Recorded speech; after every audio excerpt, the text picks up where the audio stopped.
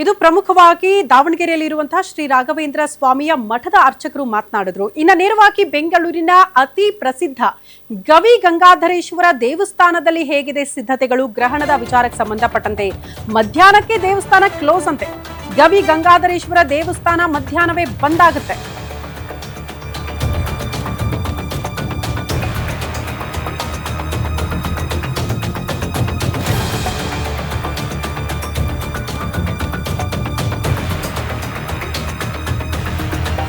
ನೋಡಿ, ಬೆಳಗ್ಗೆ 11 ಗಂಟೆ ತನಕ ಮಾತ್ರ ದೇವರ ದರ್ಶನಕ್ಕೆ ಅವಕಾಶ ಇರುತ್ತೆ. ಮತ್ತೆ ನಾಳೆ ಬೆಳಗ್ಗೆ ಶುದ್ಧೀಕರಣದ ಬಳಿಕ ದೇವಸ್ಥಾನ ಮತ್ತೆ ಓಪನ್ ಆಗುತ್ತೆ. ಆಗ ಪ್ರತಿನಿತ್ಯ ಭಕ್ತಾದಿಗಳು ಬಂದು ಹೆಂಗ ದರ್ಶನ ಮಾಡ್ಕೊಳ್ತಿರೋ ಹಂಗ ಅವಕಾಶ ಇರುತ್ತೆ.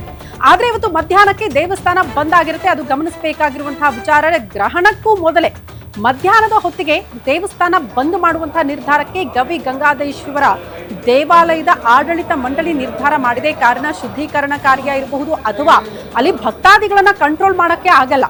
ಸಾಯಂಕಾಲ ತನಕ ನೀವು ಅವಕಾಶ ಮಾಡಿಕೊಡ್ತೀವಿ ಅಂದ್ರೆ ಭಕ್ತಾದಿಗಳ ಸಂಖ್ಯೆ ಇನ್ನೂ ಹೆಚ್ಚಳ ಆಗುತ್ತೆ ಹೊರತು ಕಡಿಮೆ ಆಗಲ್ಲ. ಹಾಗಾಗಿ ಮುಂಜಾಗ್ರತಾ ಕ್ರಮವಾಗಿ ಮೋಸ್ಟ್ಲಿ ಮಧ್ಯಾಹ್ನಕ್ಕೆ ನಿರ್ಧಾರ ಮಾಡಿಬಿಟ್ಟಿರ್ತಾರೆ. ಮಧ್ಯಾಹ್ನಕ್ಕೆ ಅವಕಾಶಗಳು ಇರೋದಿಲ್ಲ. ಮಧ್ಯಾಹ್ನಕ್ಕೆ ದೇವಸ್ಥಾನದ ಬಾಗಿಲು ಕಂಪ್ಲೀಟ್ ಆಗಿ ಕ್ಲೋಸ್ ಆಗುತ್ತೆ.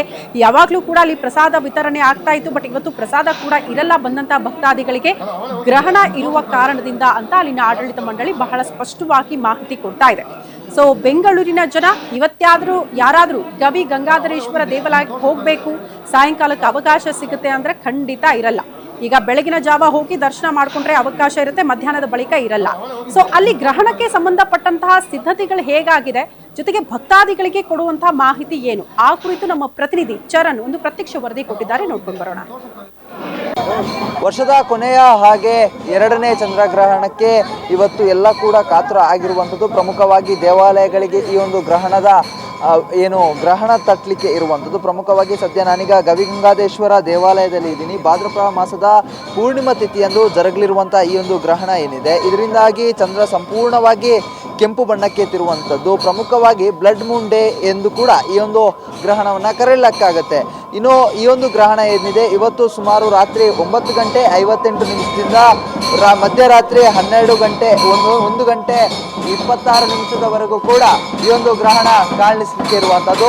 ಪ್ರಮುಖವಾಗಿ ಈ ಹಿನ್ನೆಲೆಯಲ್ಲಿ ಭಾರತೀಯ ದೇವಾಲಯಗಳು ಅಂತ ಹೇಳಿದ್ರೆ ದೇವಾಲಯಗಳ ಮೇಲೆ ಈ ಒಂದು ಗ್ರಹಣದ ಪ್ರಭಾವ ಬೀರೋದ್ರಿಂದಾಗಿ ದೇವಾಲಯಗಳಲ್ಲಿ ಸಂಪೂರ್ಣವಾಗಿ 11 ಗಂಟೆಯಿಂದನೇ ಕೂಡ ದೇವಾಲಯಗಳನ್ನು ಮುಚ್ಚುವಂತಹ ಕೆಲಸ ಕೂಡ ಆಗ್ಲಿಕ್ಕಿರುವಂಥದ್ದು. ಸದ್ಯ ಗವಿಗಂಗಾಧರೇಶ್ವರ ದೇವಾಲಯದಲ್ಲಿ ಗಮನಿಸ್ತಾ ಇರಬಹುದು, ದೇವಾಲಯದಲ್ಲಿ ಪೂಜೆ ಪುನಸ್ಕಾರಗಳು ನಡೀತಾ ಇದೆ. ಇದರ ಜೊತೆಗೆ ಈ ಒಂದು ದೇವಾಲಯದಲ್ಲಿ ಭಕ್ತರು ಕೂಡ ಬಂದಿರುವಂಥದ್ದು. ಪ್ರಮುಖವಾಗಿ ಮಧ್ಯಾಹ್ನವೇ ಈ ಒಂದು ದೇವಾಲಯ ಅಂತ ಹೇಳಿದ್ರೆ 11 ಗಂಟೆಯ ಸುಮಾರಿಗೆ ಈ ಒಂದು ದೇವಾಲಯ ಕ್ಲೋಸ್ ಆಗೋದ್ರಿಂದಾಗಿ ದೇವಾಲಯಕ್ಕೆ ಭಕ್ತರುಗಳು ಈಗಾಗಲೇ ಬಂದು ದೇವರ ದರ್ಶನವನ್ನ ಪಡೀತಿರುವಂಥದ್ದು. ಇನ್ನು ದೇವರಿಗೆ ನೈವೇದ್ಯವನ್ನ ಮಾಡ್ಲಿಕ್ಕಾಗತ್ತೆ. ಈ ಒಂದು ಯಾವುದೇ ರೀತಿಯಾದಂತಹ ಪ್ರಸಾದ ವಿತರಣೆ ಆಗಿರಬಹುದು, ಈ ರೀತಿಯಾದಂತಹ ಕೆಲಸಗಳು ಆಗೋದಿಲ್ಲ. 11 ಗಂಟೆವರೆಗೂ ದೇವರಿಗೆ ನೈವೇದ್ಯ ಪೂಜೆಯನ್ನು ನಡೆಸಲಾಗುತ್ತೆ. ನೈವೇದ್ಯ ಪೂಜೆಯನ್ನು ನಡೆಸಿದ ಬಳಿಕ ದೇವರಿಗೆ ಸಂಪೂರ್ಣವಾಗಿ ದೇವಸ್ಥಾನಕ್ಕೆ ದರ್ಪ ಹಾಕಿ ಬಂಧನವನ್ನ ಕೂಡ ಮಾಡಲಾಗುತ್ತೆ. ದರ್ಪಣ ಬಂಧನವನ್ನ ಮಾಡಿ ಸಂಪೂರ್ಣವಾಗಿ ದೇವಸ್ಥಾನವನ್ನ ಗವಿಗಂಗಾಧರೇಶ್ವರ ದೇವಸ್ಥಾನವನ್ನ ಕ್ಲೋಸ್ ಮಾಡುವಂಥದ್ದು. ಈ ನಿಟ್ಟಿನಲ್ಲಿ ಪ್ರಮುಖವಾಗಿ ಇವತ್ತು ಭಕ್ತರುಗಳು ದೇವಾಲಯಗಳಿಗೆ ಬಂದು ದೇವರ ದರ್ಶನವನ್ನ ಮುಂಜಾನೆ ಪಡಿತಾ ಇರುವಂಥದ್ದು. ಇದರ ಜೊತೆಗೆ ಈಗ ಸದ್ಯ ಗಮನಿಸ್ತಾ ಇರಬಹುದು, ದೇವರಿಗೆ ಪೂಜೆ ಪುನಸ್ಕಾರಗಳು ನಡೀತಾ ಇದೆ.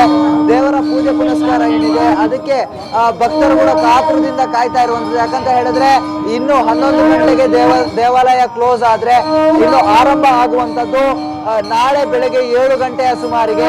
ಈಗಾಗಲೇ ಗವಿಗಂಗಾಧರೇಶ್ವರ ದೇವಾಲಯದಲ್ಲಿ ದೇವರ ಪೂಜೆ ನಡೀತಾ ಇದೆ. ಪ್ರಮುಖವಾಗಿ ಯಾವುದೇ ರೀತಿಯಾದಂತಹ ಆಡಂಬರದ ಪೂಜೆಗಳಾಗಿರಬಹುದು, ಆ ರೀತಿಯಾದಂತಹ ಪೂಜೆಗಳು ನಡೀತಾ ಇಲ್ಲ. ಪ್ರಮುಖವಾಗಿ ಗವಿಗಂಗಾಧರೇಶ್ವರ ದೇವಾಲಯಕ್ಕೆ ಹೆಚ್ಚಿನ ಮಟ್ಟಿನಲ್ಲಿ ಒಂದು ಗ್ರಹಣ ತಟ್ಟುವಂತಹ ಸಾಧ್ಯತೆ ಇರುವ ಹಿನ್ನೆಲೆಯಲ್ಲಿ ದೇವರಿಗೆ ನೈವೇದ್ಯ ಅಭಿಷೇಕವನ್ನ ಕೂಡ ಮಾಡಿ ಆ ರೀತಿಯಾದಂತಹ ಪೂಜೆಯನ್ನ ಸಲ್ಲಿಸುವಂಥದ್ದು ದೃಶ್ಯಾವಳಿಯಲ್ಲಿ ಗಮನಿಸ್ತಾ ಇರಬಹುದು. ಯಾವ ರೀತಿಯಾಗಿ ಪೂಜೆ ಪುನಸ್ಕಾರಗಳು ನಡೀತಾ ಇದೆ ಅನ್ನೋದನ್ನ ಕೂಡ ನೀವು ಗಮನಿಸ್ತಾ ಇರಬಹುದು. ಮತ್ತೆ ದರ್ಭ ಬಂಧನಕ್ಕೆ ಕೂಡ ಈಗಾಗಲೇ ಸಿದ್ಧತೆಗಳನ್ನ ಮಾಡಿಕೊಂಡಿರುವಂಥದ್ದು. ಕ್ಯಾಮ್ರಾ ಪರ್ಸನ್ ಪೃಥ್ವಿ ಜೊತೆಗೆ ಚರಣ್, ಗ್ಯಾರಂಟಿ ನ್ಯೂಸ್, ಬೆಂಗಳೂರು.